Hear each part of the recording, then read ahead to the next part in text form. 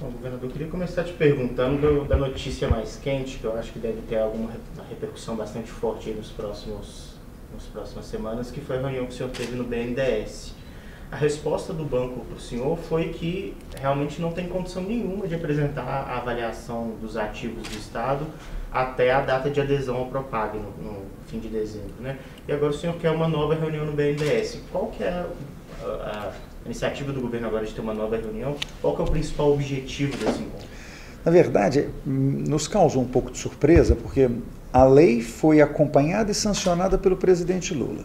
Prevê prazo que antes fosse o final do ano, prevê que as empresas têm que estar com a avaliação pronta em 30 de outubro. A lei fala final do ano. Aí vem um decreto do ministro da Fazenda, 30 de outubro. E diz que quem tem que fazer essa avaliação é o BNDES. Nós somos obrigados a fazer com o BNDES. Eu imaginei que eles tivessem conversado com o BNDES, porque afinal de contas eles são os donos do BNDES. Quando nós chegamos ao BNDES para conversar, o que o ministro Nelson Barbosa nos disse é que não existe nenhum cenário em que seja possível de ser feito esse ano ainda. Que eles precisam pelo menos 9 meses para poder fazer a avaliação no melhor cenário. Então, eu pedi para marcar uma nova reunião, não com o BNDES apenas, mas uma reunião com o BNDES e o Ministério da Fazenda, para que a gente possa chegar num texto de decreto, alterando o decreto atual, que permita que a gente siga com o Propag.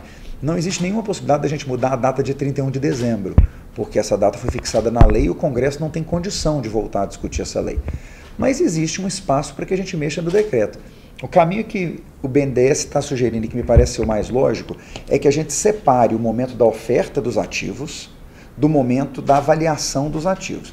Então, que os ativos sejam oferecidos em 30 de outubro, com as leis aprovadas, e que a União tenha mais um ano para fazer a avaliação. Ao final desse prazo, aí o decreto tem que me permitir tirar ativos para trás, porque pode ser que o valor passe de 35 bilhões de reais, eu não tenho interesse em entregar mais.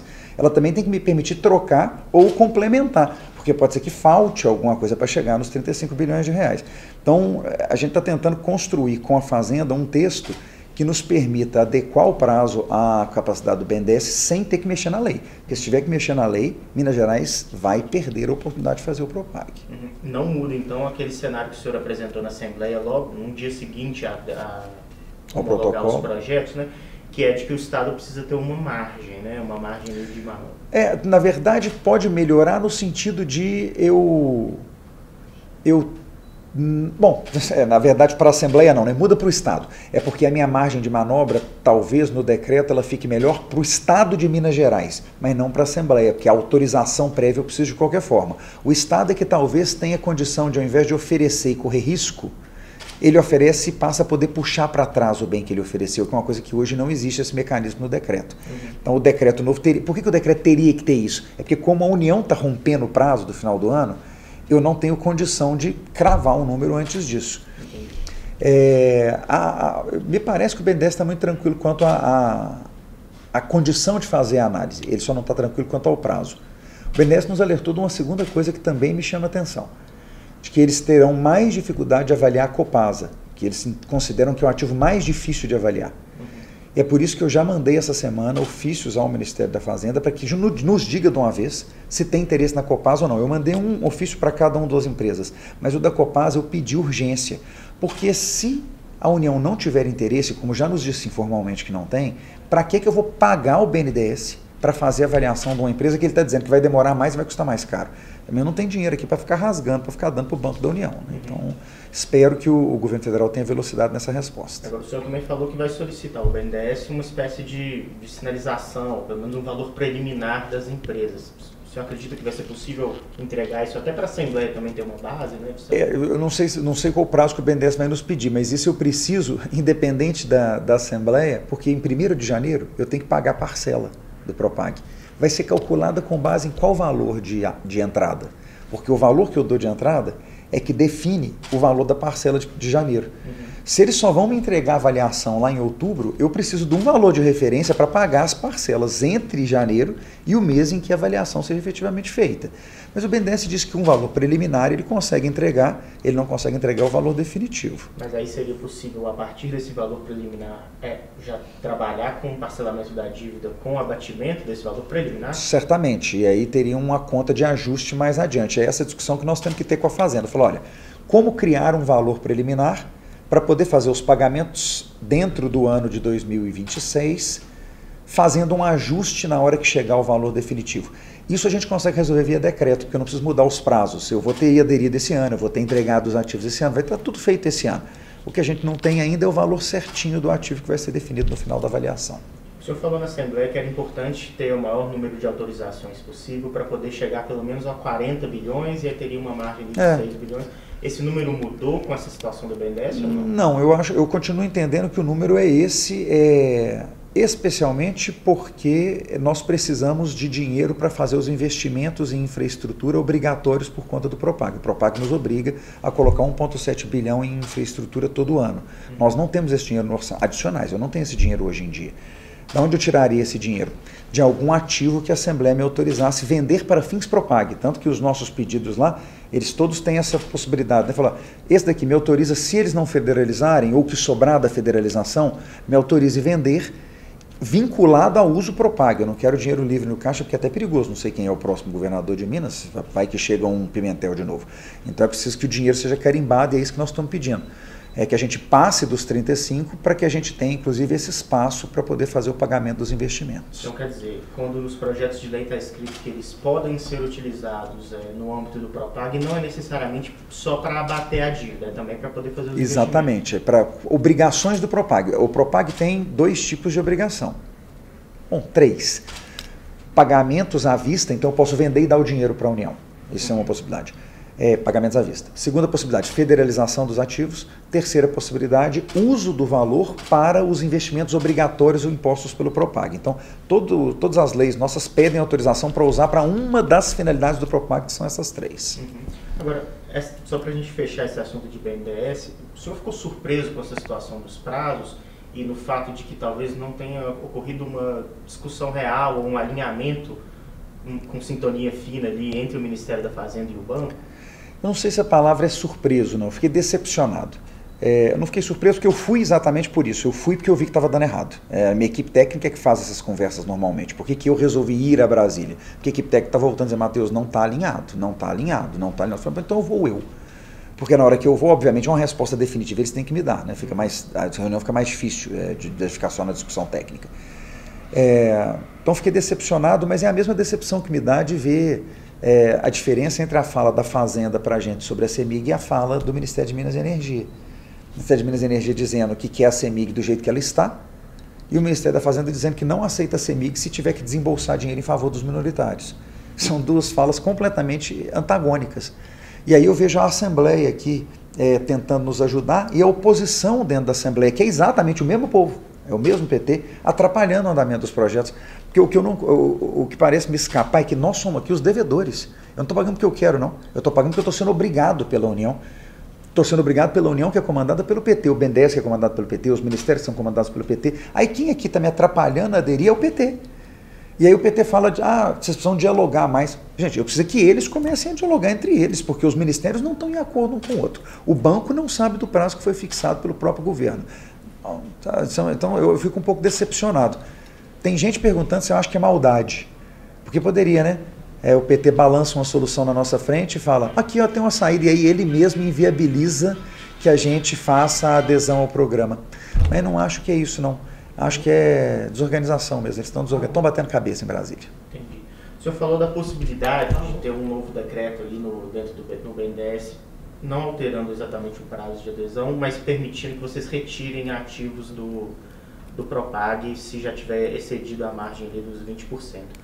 Seria possível também aceitar emendas ou orientar a base a aceitar emendas para que os projetos que a Assembleia autorizou, os ativos que a Assembleia autorizou usar no Propag, caso não seja para o uso específico no pagamento da dívida, eles voltem ao Estado, não tem nenhuma possibilidade de privatização, por exemplo? Na verdade, é possível a gente fazer esse tipo de negociação. O nosso interesse é usar no Propag, talvez liberar para usar nos investimentos futuros ou mesmo voltar em definitivo, mas eu só começo essas discussões depois que os projetos estiverem todos em votação, porque não dá para ficar fazendo varejo nessas coisas. Né? Cadê a discussão dos projetos de CEMIG e Copasa? Então, eu não tenho condição de ficar... Matheus, abre mão desse imóvel. Eu falei, eu não posso abrir mão de imóvel nenhum. Eu não sei se CEMIG e Copasa vão ser liberados. Então, eu preciso... Na hora que eu tenho o cenário todo, por que eu apresentei todos os projetos de uma vez só? porque os projetos são parte de um quebra-cabeça. Não tem condição de você ficar tirando, escolhendo peça, depois não vai formar figura. Então, se for para tirar uma coisa de um lado, tem que pôr do outro.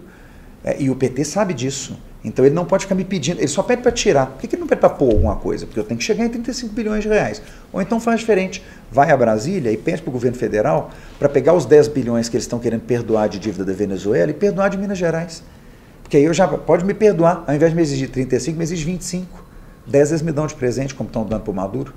Porque isso dá um pouco de falta de paciência, né? Assim, quer tirar coisas da lista, não põe nada na lista, e quem está me exigindo que a lista seja grande são eles mesmos. Porque quem me exige 20% é o governo federal. A oposição na Assembleia diz que vai tentar conversar na Fazenda, especialmente sobre a Codemig, porque existe ali dentro da oposição e até por parte da presidência também a ideia de que talvez a Codemig seja suficiente para atingir os 20%. Só eles convencerem o BNDES a fazer a avaliação, né? Se chegar então uma avaliação do BNDES ou do Ministério da Fazenda garantindo que não só ela vale 34 bilhões ou mais e de que o Ministério da Fazenda vai aceitar ela, o Estado pode desistir de tentar a federalização de outros ativos? Eu já disse várias vezes que eu não tenho nenhum interesse em federalizar mais do que 20%. Nenhum interesse. Nenhum interesse. Falei, inclusive, que pode estar aprovado todas as leis falando desse limite. Esse não é o problema. O problema é que o governo federal diz que só vai me dar a avaliação dos ativos no ano que vem. Então, assim, não adianta a Assembleia... não vou falar Assembleia, não. Não adianta o PT espernear. Se eles querem uma solução rápida, eles vão a Brasília e conversem com o povo deles mesmos, porque lá em Brasília eu sou adversário, não é certo? Eu sou tratado como um adversário do governo. Eu vou com muita educação e com muita tranquilidade, sou recebido pelo corpo técnico com cordialidade, mas nem pelo presidente do banco eu fui recebido. É bom dizer, eu não pedi reunião com o ministro Nelson Barbosa, eu pedi reunião com o presidente do banco. Fui recebido pelo ministro Nelson Barbosa. Tem problema? Tem problema nenhum. Eu só estou dizendo o seguinte, querer que eu consiga do PT as coisas, sendo que quem está me pedindo essas coisas é o PT daqui, entrem num avião, vão a Brasília, resolvam um problema lá. Comecei a ouvir agora um zum, de que não precisa de 20%, não, 10% dá. Tá, os 3 bilhões de diferença, quem que vai pagar? Vai tirar das emendas parlamentares? Que eu não tenho esse dinheiro no caixa. Faz diferença de 1,7 bi pelo menos por ano. Quem é que está pretendendo pagar essa diferença? Agora, essa questão de não ter colocado o CEMIG e Copasa em tramitação na Assembleia, e essa opção de separando lotes, né, desse pacote do PROPAG, ela parte também da presidência da Assembleia. O governo do Estado já conversou com o Tadeu para poder tentar liberar a tramitação de todos os 13 projetos? Eu já disse várias vezes ao presidente Tadeu que eu preciso dos projetos como um todo, e ele é sensível a isso porque, como ele é um grande articulador parlamentar do PROPAG, ele conhece muito bem o programa. Minas Gerais deve muito ao esforço do presidente Tadeu de fazer com que esse programa exista. Ele foi a Brasília várias vezes, ele conversou com o Pacheco várias vezes, ele acompanhou cada passo disso. Então, certamente há uma leitura estratégica do cenário da Assembleia quando a decisão dele é de parcelamento dos temas. Mas, independentemente de qual fosse a estratégia, diante da decisão do BNDES de não dar valor aos ativos dentro do prazo, não discute. Fala, não, vamos discutir primeiro e vamos ver quanto vale. Ótimo. Como é que nós vamos descobrir quanto vale se o banco disse só vai dar esse valor ano que vem? Então, essa conversa que eu tenho ouvido, eu ouço todos os dias deputados da oposição falando isso. A Codemig dá. Fantástico. Cadê o valor? O caminho, então, para a oposição, por exemplo, poderia ser garantir que essa avaliação da Codemig fique pronta o mais rápido possível. Garantir que ela cobre sozinha os 20%. Para mim está resolvido. Não tem nenhum interesse em entregar mais nada. Agora, governador, na Assembleia ainda, a gente teve uma repercussão muito grande daquela lista de imóveis. Né? No âmbito ali do Assembleia Fiscaliza, o secretário de Cultura até falou que não foi consultado sobre os imóveis da... O secretário de Cultura não tem de ser consultado sobre absolutamente nada que diz respeito ao patrimônio do Estado.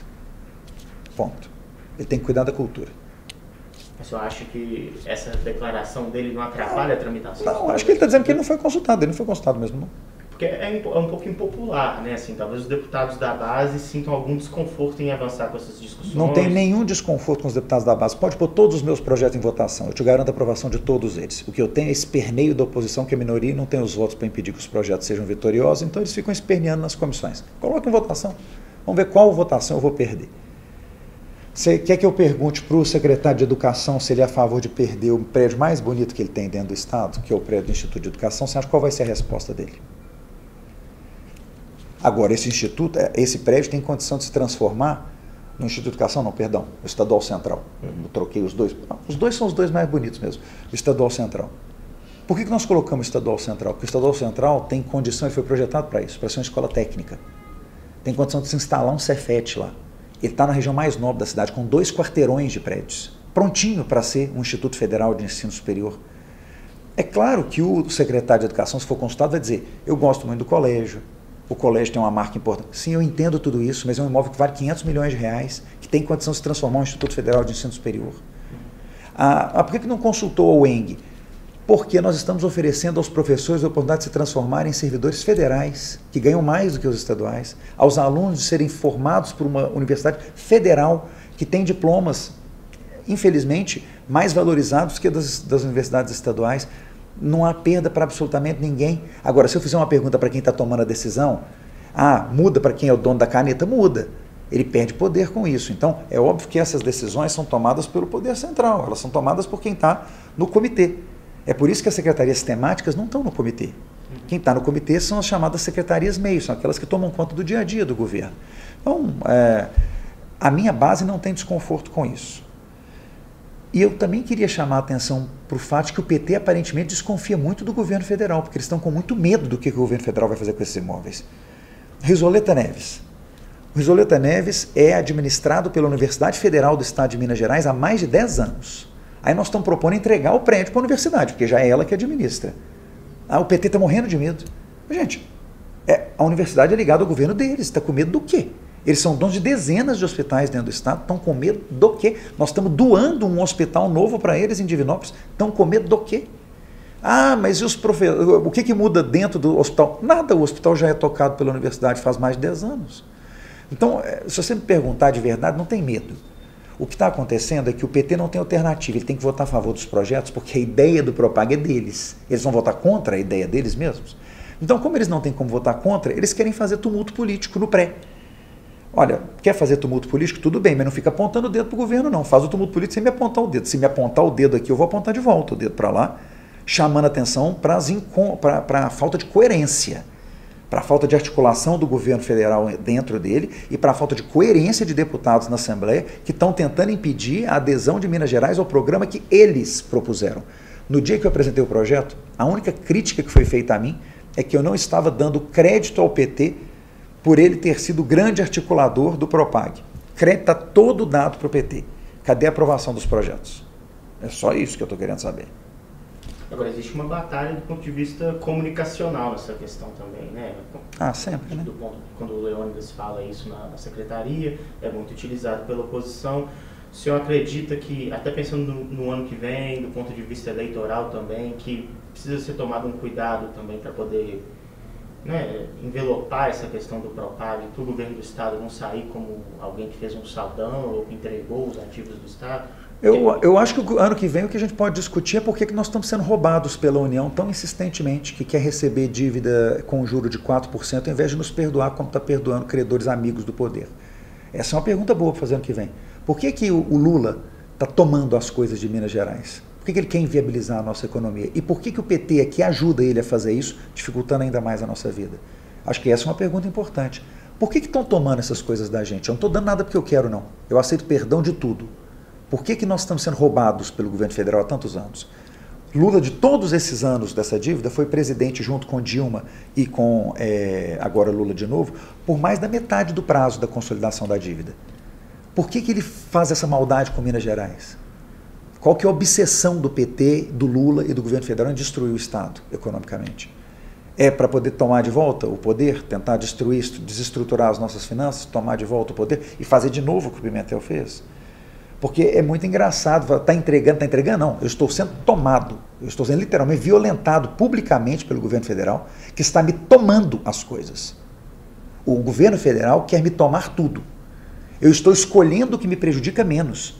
Eu sou devedor acuado, não estou entregando nada porque quero. Aliás, eu vou repetir, a cada um dos deputados estaduais, vou até olhar para a Câmara, a cada um dos deputados estaduais do PT, por que vocês não pedem o perdão para Minas Gerais, ao invés de ficar gritando que a gente não pode entregar as coisas? E por que vocês apoiam que a gente seja roubado pelo governo federal nesse momento? Vamos reclamar desse agiota que cobra da gente esses juros, porque isso é um absurdo, né? Assim, o discurso é um discurso maluco. Qual o meu interesse em entregar as coisas para o Lula? Eu entregar as coisas para o Lula, qual que é o meu interesse? O Lula é um câncer para o país. Um desserviço, a eleição dele foi um desserviço para o país. Olha o que está acontecendo com esse país. O país está derretendo economicamente. Qual é o meu interesse em apoiar um governo desse, um governo de oposição a nós, que atrapalha Minas Gerais reiteradas vezes? Não tem interesse nenhum em apoiar o governo federal. Agora, estou sendo roubado pelo governo federal. E por que eu estou aceitando calado? Infelizmente, é a lei que me deram. Só para a gente fechar, então, já falando dessa questão eleitoral, invariavelmente, só acho que o Propag, então, vai ter impacto em 2026. E aí eu quero aproveitar aqui, já que é a última, perguntar como que o senhor tem manejado o seu perfil, que é um perfil mais conciliador, mais de diálogo do que o governador Romeu Zema, que tem apostado num ataque mais direto, né, ao governo federal. Eu acho que o Propag não vai ser assunto, porque quem é o pai do Propag? Rodrigo Pacheco. Quem é o candidato do Lula ao governo? Rodrigo Pacheco. O candidato do Lula ao governo, que é o pai do Propag, vai dizer que a gente não devia ter aderido ao Propag? Então, sim, para mim isso não vai ser assunto. Isso é assunto de agora. No ano que vem isso não vai ser assunto, porque o único argumento que eles têm é que nós aderimos ao programa que eles criaram. Eu acho que o Rodrigo Pacheco vai tentar fazer é cantar vitória em cima disso. Talvez ele seja assunto no sentido contrário. Dizer, olha que maravilha que foi. Aí eu vou dizer, exatamente, isso foi engraçado. Tomaram tudo de Minas Gerais e estão comemorando, né? Eu preferi não ter entregado nada. Então, eu sinceramente não acho que vai ser assunto, não. Mas é muito importante para Minas, independentemente de ser assunto ano que vem. Porque não faz nenhuma diferença em 26 nem 27, o regime de recuperação fiscal e o Propag são a mesma coisa nesses 2 anos.